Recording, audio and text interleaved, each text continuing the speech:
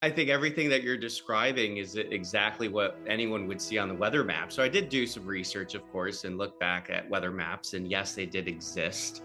And that, in fact, they were quite detailed because those ships are taking measurements every couple of hours of not just the air temperature, but the water temperature. So we have a really good idea of what the weather map looked like the night of the Titanic disaster. And with high pressure, skies were clear, the wind was nearly calm, and yeah, it was basically like a still pond out there. And I think that might have given a bit of a false sense of security. Titanic Talk with Nelson Aspen and Alexandra Boyd. Here we feature stories from the independent documentary Ship of Dreams Titanic Movie Diaries and everything else to do with the iconic ship. From James Cameron's epic groundbreaking movie to the history and legacy of Titanic herself. Join us and our special guests as we continue the 25th anniversary celebrations of Titanic. This is your first-class ticket to everything aboard the Ship of Dreams. I'm Nelson Aspen, and I'm back with my co-host Alexandra Boyd, the filmmaker behind Ship of Dreams Titanic Movie Diaries. And you're in store for another webisode of Titanic Talk, where we talk about all things Titanic. And this is a subject today that I've been wanting to explore for a while. Because Alexandra, you know, I think it was in Walter Lord's book, Night to Remember, one of the witnesses described the weather conditions on the night of the sinking as that the seas were as still as a mill pond. And am I correct? Didn't the captain have a line about that in the movie? Didn't he refer to saying it's like a mill pond and that the sea was so calm? I think you might have remembered that from Night to Remember. We'll have to have our Titaniacs let us know about that, because I don't, but I do remember, and I didn't film in a lifeboat or anything, but what does stand out to me is the way they were filming is that they kind of didn't have to connect with the weather. A lot of times in movies, you have to have a wind machine off camera, or you have to have rain, the fire department come and make rain for you. And I think a lot of people's takeaway about the conditions that night were how extraordinary still and rather calm. I found a quote from second class passenger Lawrence Beasley, who said, let me find it. "The night was one of the most beautiful I've ever seen. The sky without a single cloud to mar the perfect brilliance of the stars. So while the moon wasn't out, the stars were quite brilliant. And of course, we know it was cold." So I have been wanting to talk weather. I'm a little bit of a meteorological nerd myself. And for a long time in the mornings, I was watching one of our local weather guys here in New York. He's so good at what he does. And you know, I'm a tough judge of morning television, given my own career path. Erick Adame joins us to discuss weather because he's so good at talking. I had to get him on here. Welcome to Titanic Talk, Erick. Hey, thank you so much for having me. I'm so used to usually talking about the future weather. This is not just the past weather, but this is a while ago. Well, thank God for Google. I hope you checked the Google forecast for April 14th and 15th of 1912. And I think everything that you're describing is exactly what anyone would see on the weather map. So I did do some research, of course, and look back at weather maps, and yes, they did exist. And that, in fact, they were quite detailed because those ships are taking measurements every couple of hours of not just the air temperature, but the water temperature. So we have a really good idea of what the weather map looked like the night of the Titanic disaster. And with high pressure, skies were clear.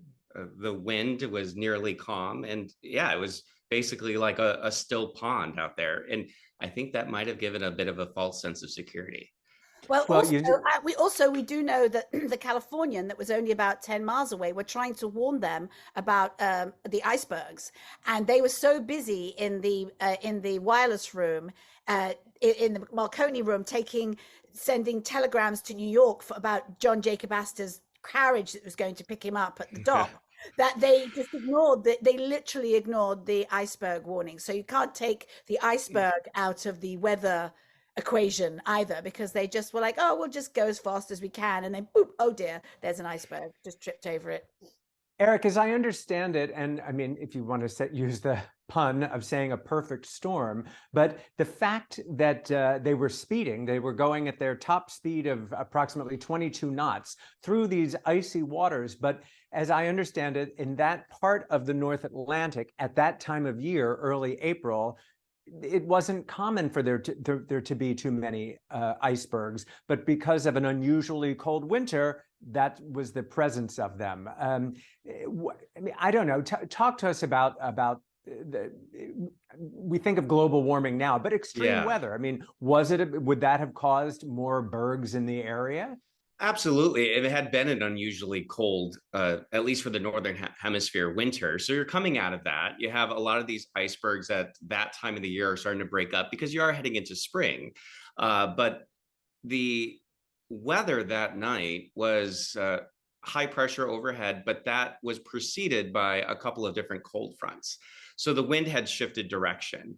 And this high had come in from the north. So the wind was out of the north. So that's really kind of speeding up and starting to move these icebergs. But once they got into the center of high pressure, everything's so still. And I think that anyone who was on the lookout probably was used to seeing the water kind of splashing or breaking against the base of the iceberg. So as you're looking out, that's what you're looking for. Remember, it's dark. You can't see anything. And with nothing breaking on the base of the iceberg, you're certainly not going to see it. But there's actually a lot more to this. It's not because although the visibility was so good, or one would assume would be so good, there is a sort of mirage effect that Tim Matlin, and he has a theory about the oceanic mirage. It's an effect that actually, if you've ever been on a cruise, you may have seen this. As you're looking out over the ocean, you kind of see this haze, and it becomes very difficult to see where the horizon actually is, where the water actually meets the sky. And with the setup, with the water being cold, and there's actually, believe it or not, the air was actually warmer than the water. So I initially thought for sure this is cold air moving across warmer water that results in fog. Not the case. The water was like 28 degrees and the air was probably closer to freezing. So it was actually the reverse. So no fog. You can see as far as you would like. However, with this mirage, you can't see the bottom several feet because it's being obstructed by this sort of haze. So as you're coming up on an iceberg, you may actually not see it until you're actually close enough to see it. And if you're moving full speed, that sets you up for disaster. And I think that's what kind of played out. And that's Tim Matlin's theory that the mirage actually had a greater impact on them running into this iceberg and not being able to see it. And it wouldn't have had anything to do with the fact they didn't have the binoculars. That's another. Yeah, I mean that also didn't help. The fact that they were using the naked eye, and we can only assume Frederick Fleet had 20/20 vision. You know, let's hope. But he's the lookout. And that would have been the size of a mountain. I mean, this iceberg that they didn't realize was there until they were practically on top of it. You mentioned the temperature of the water, and I found something, and I can't believe everything I read on Wikipedia, but something to the effect of that it was 28-degree water temperature, which is for salt water close to freezing. It's not quite freezing, but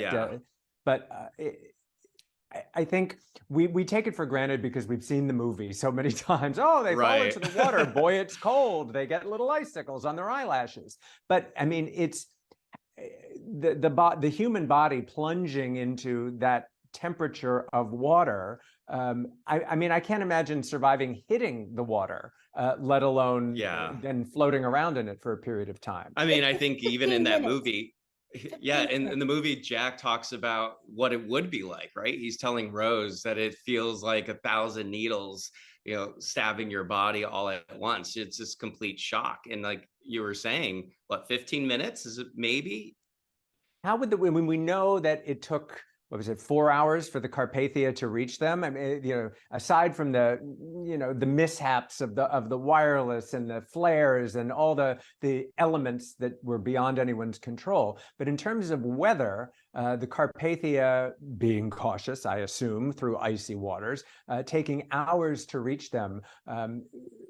what role did weather play in the rescue and getting bodies out of the water and recovery, rescue and recovery?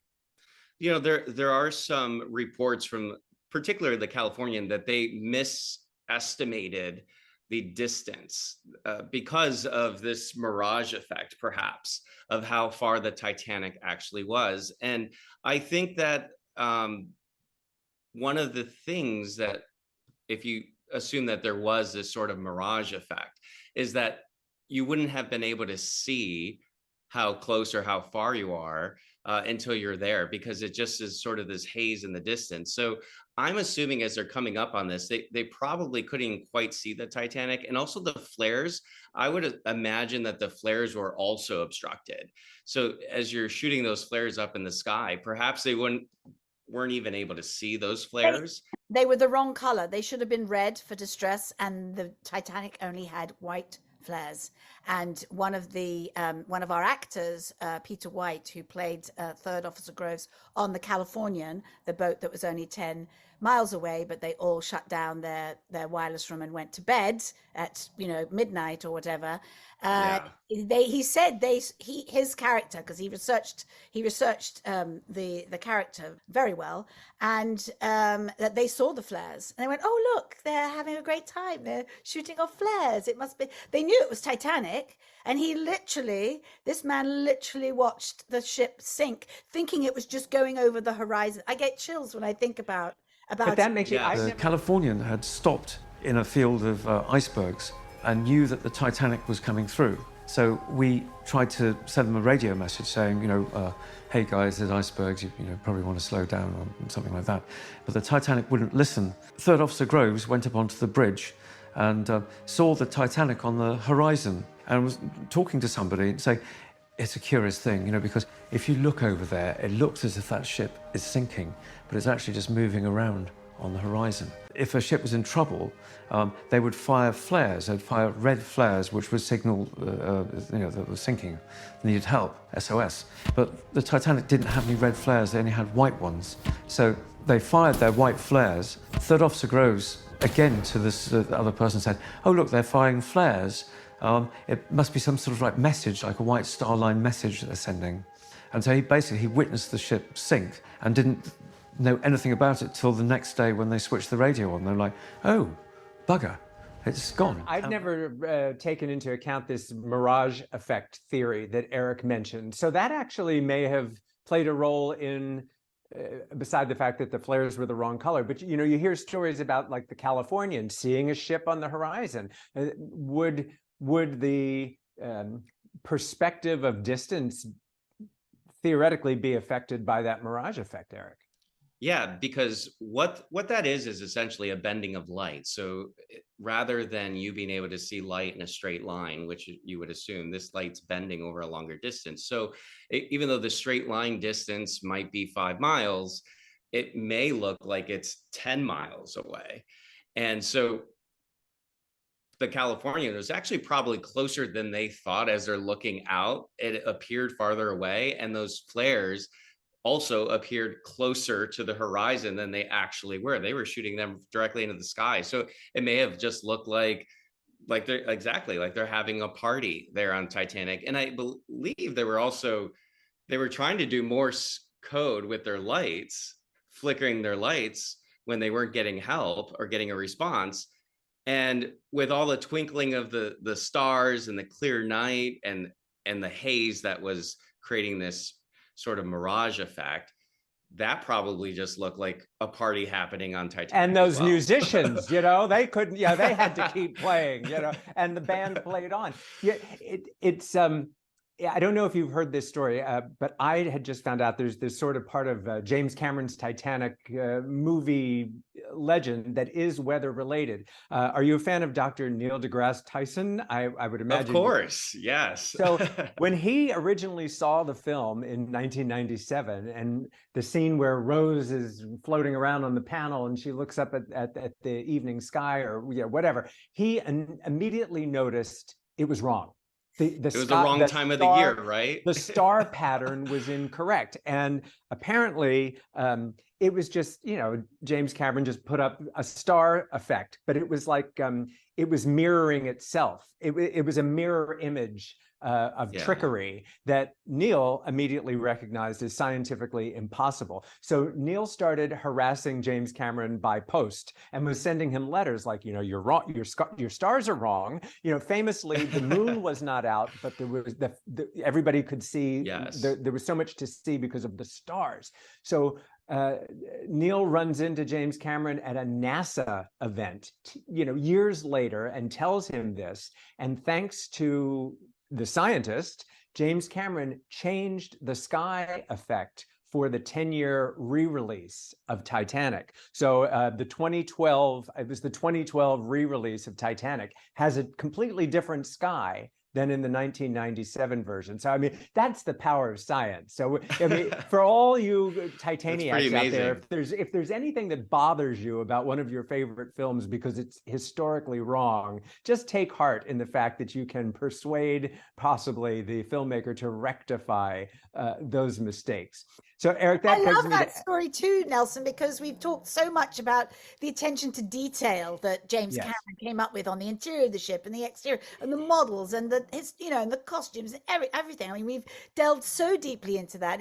And then the one thing he gets wrong is that he actually scientifically can argue against, because I'll tell you, I bet you he did not choose that skyscape. It would have been a CGI guy. It would have been somebody, with much later on in the process, who just put a beautiful starry sky up there, never ever imagining that 25 years later we'd still be talking about the sky behind his head when she's floating on that wood panel. I mean, it just wasn't a priority like so many of the other things were. But then it does become a priority when Neil deGrasse Tyson has a input.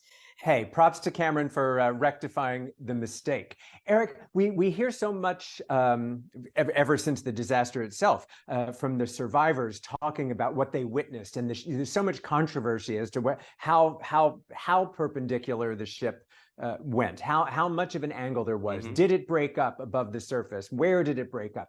But the fact that people could see this in the dark after the Titanic's lights went out in the final minutes, how much light would there have been? I mean, if you speak to us about the ability to see what was going on from the water and the boats.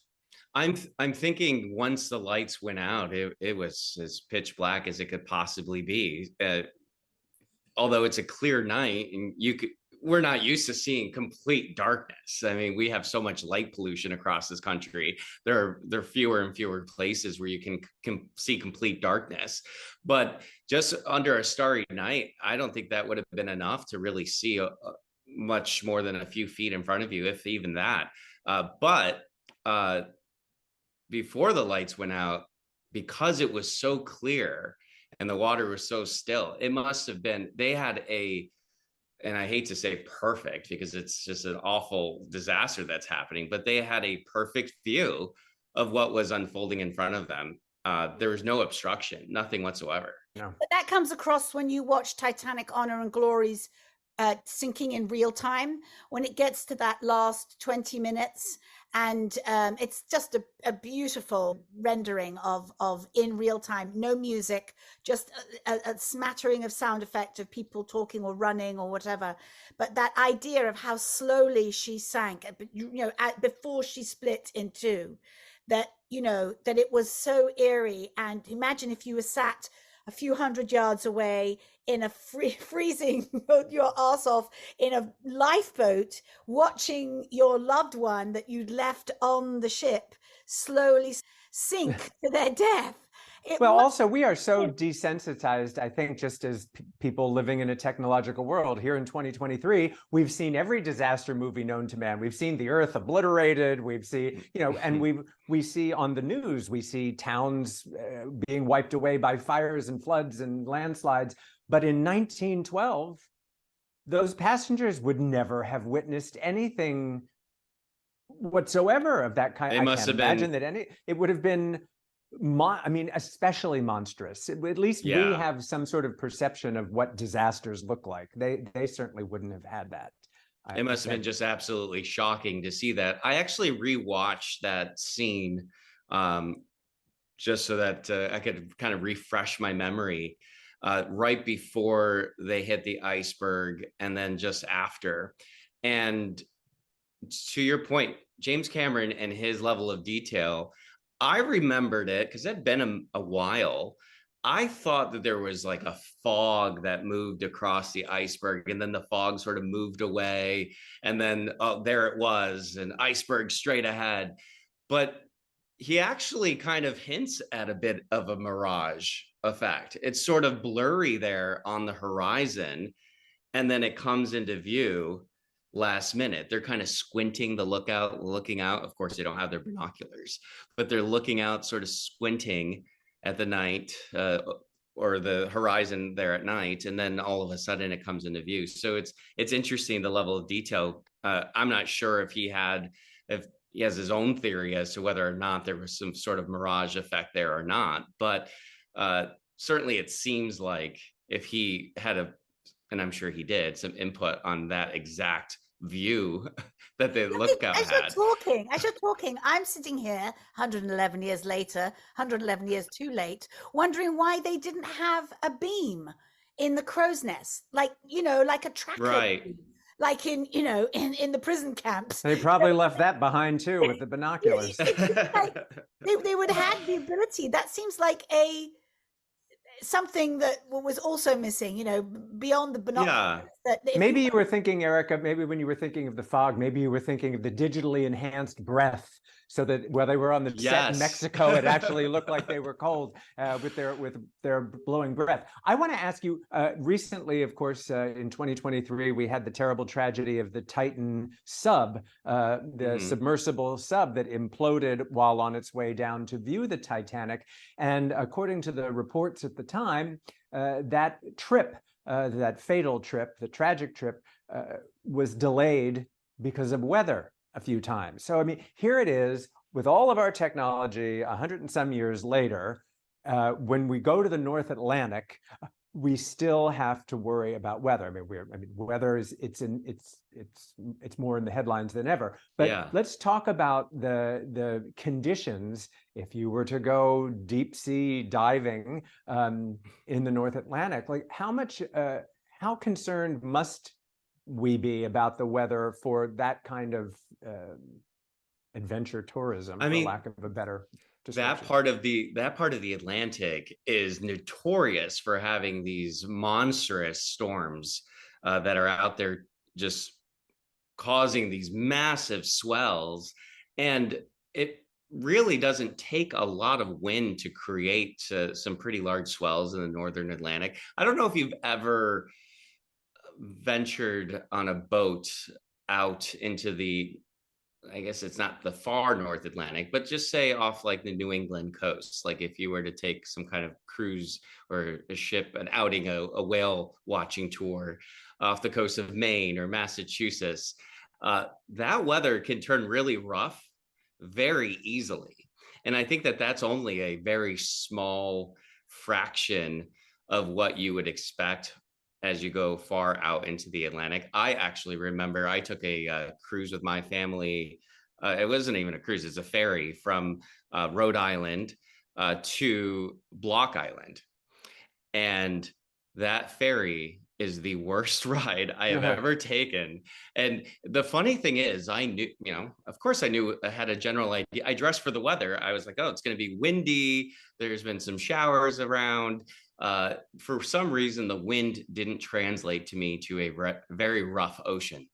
And so I got out there, and most of the ferry, by the time we got to Block Island, was vomiting from being seasick. Including myself. I thought I was trying to be strong, and I didn't make it. It was really rough. Your Bloody Mary intake should not be brought into this discussion. But I wish it had been that, but it was the coffee came right back up. It was not a fun trip. My mom had taken an earlier boat and didn't warn me of the conditions out there. When I got there, she asked me, how was the trip? And I just nodded my head as she knew it was I've rough. had that But experience in that part of the world with small planes. Like I've done the whole Cape Cod, yes, just back and forth on the small planes. And when the turbulence hits you and you're in a small plane, I mean it's terrifying, and it really is. we can't we should have learned long ago not to mess with Mother Nature, and now I don't know. It Like, is. what give us some hope, Erick, in this where weather is bad news almost every day nowadays. We're starting to become immune to weather disasters. It used to be like, oh, remember Hurricane such and such back in '97? Well, now it's like, do you remember the hurricane from last week kind of situation? Yeah. I mean, unfortunately, that's just going to be the norm, and I hate saying that because so many bad things we've been just having to accept that that's just the norm. That's just the norm. It doesn't mean, though, when things become the norm, that we just sit around and let it just happen without making some change. So, obviously there's a lot of legislation, and we should, vote in the way that allows us to propel us forward. And a cleaner earth is never a bad thing, but also one that produces less carbon dioxide and less methane gas. One of the greatest contributors in the short term to changing climate is methane gas. And strangely to many, like that many people don't realize that a lot of the methane gas is actually coming from cows. New Zealand has been on this forever. I mean, Right. I mean, that's one of the greatest problems are the cow issues coming from places like New Zealand, where there's a lot of livestock. But so well, a lot of people that are you telling us we should be vegan? That's what I was just going to say. A lot of vegetarians or vegans will brag that they're actually helping with the climate crisis because they are not participating in the need for more cattle, more beef out there. I know a lot of gassy vegans, I gotta tell you. That's true. But the really good thing about methane is that it's something that we can have a pretty quick impact in lowering that.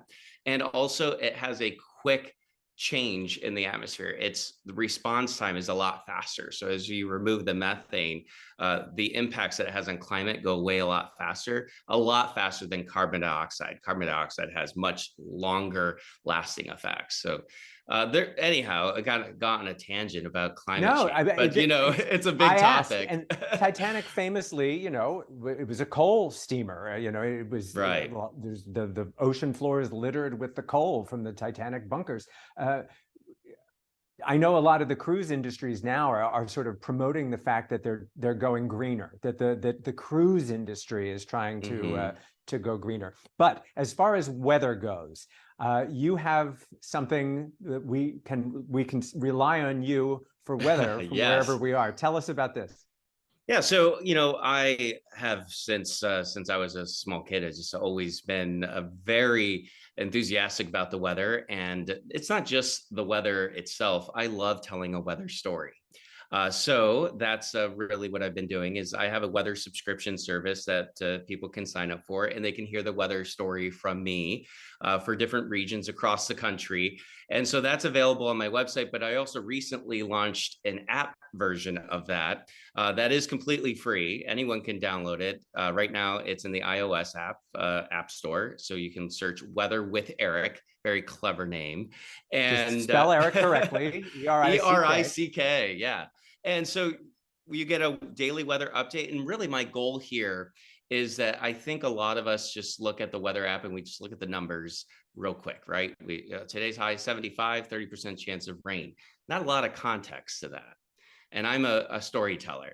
So that is my goal with this app. It's not just to give you the numbers, but to give some more context to it. So that way, when it doesn't rain and it's at 80% chance, you have a general idea of why it didn't rain, as opposed to just saying your app was wrong. I have a couple of responses to that. I'm very excited Sure. to go away and download this app the minute we finish this recording. I live in the middle of 6 acres of old growth forest on the Olympic Peninsula. So we wake up every day and go to our phones. What's the weather going to do today? Basically, what's the percentage of it going to rain today? We've had 2 or 3 days of torrential rain. And I'm also English, as you can hear from my accent. And everybody accuses the English of always talking about the weather. But I'll tell you, the Americans talk about the weather too. No, listen to me. Because he's like, what's it like where you are? You know, because I deal with my producers there in Los Angeles, or I'm here and it's raining or it's not raining, or it's a beautiful day. I have to mention it. And I have this theory that everybody talks about the weather because the weather affects everybody, from the disasters to the, oh my gosh, it's a beautiful day today. The sun. Yes. It affects our mood. It affects our outlook on the whole day. We cannot get anything done here if it's raining, because you build a trench. We're trying to build a house, and so you dig a trench, it gets filled with water. On a sunny day, you can get stuff done. So having a daily report with a story about the weather is not to be taken lightly, because people. Ben Franklin knew this. He did. was the first Right. weatherman. He was the very first weatherman. People dismiss it and say it's small talk and it's frivolous, and I absolutely argue the opposite. It is incredibly important to all of our moods and our demeanor. So thank you, Eric, for creating another way for us to imagine what the weather's like, because it's not always. Say the name of the app again. Weather with Eric. So Weather with again, Eric. it's ERICK. We're going to get Yeah, our yeah. weather That's with great. Eric every morning now.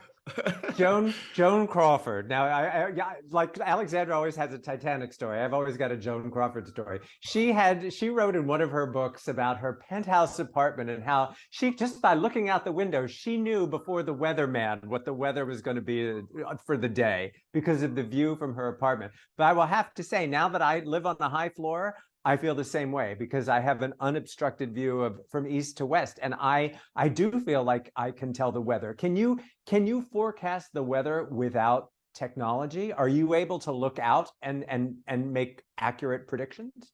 Short-term predictions for sure. You have a day in the summer where you look outside, and anyone can do this. So I'm giving you a quick weather lesson here.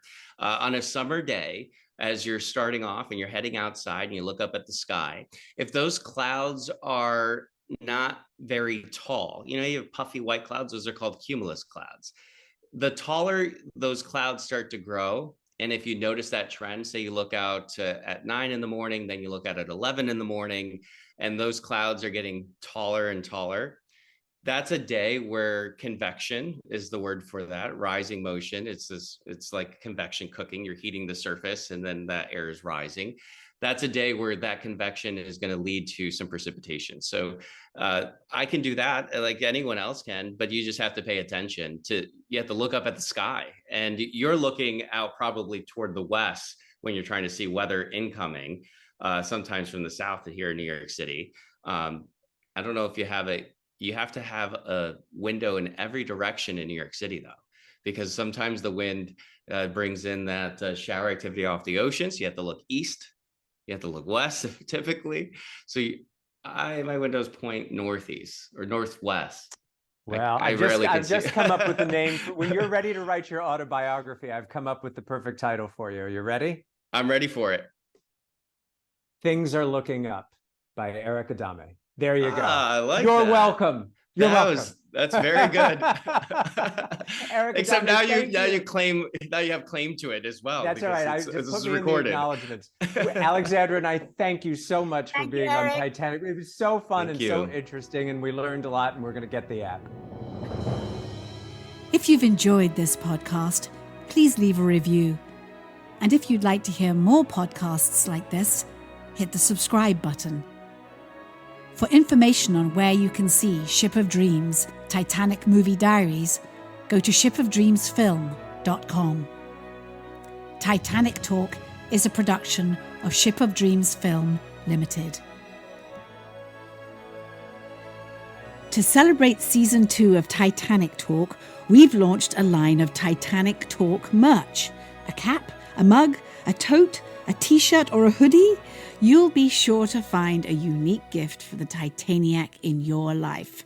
Look for the link in the notes and on Instagram, or go to bit.ly/Titanic Talk Shop.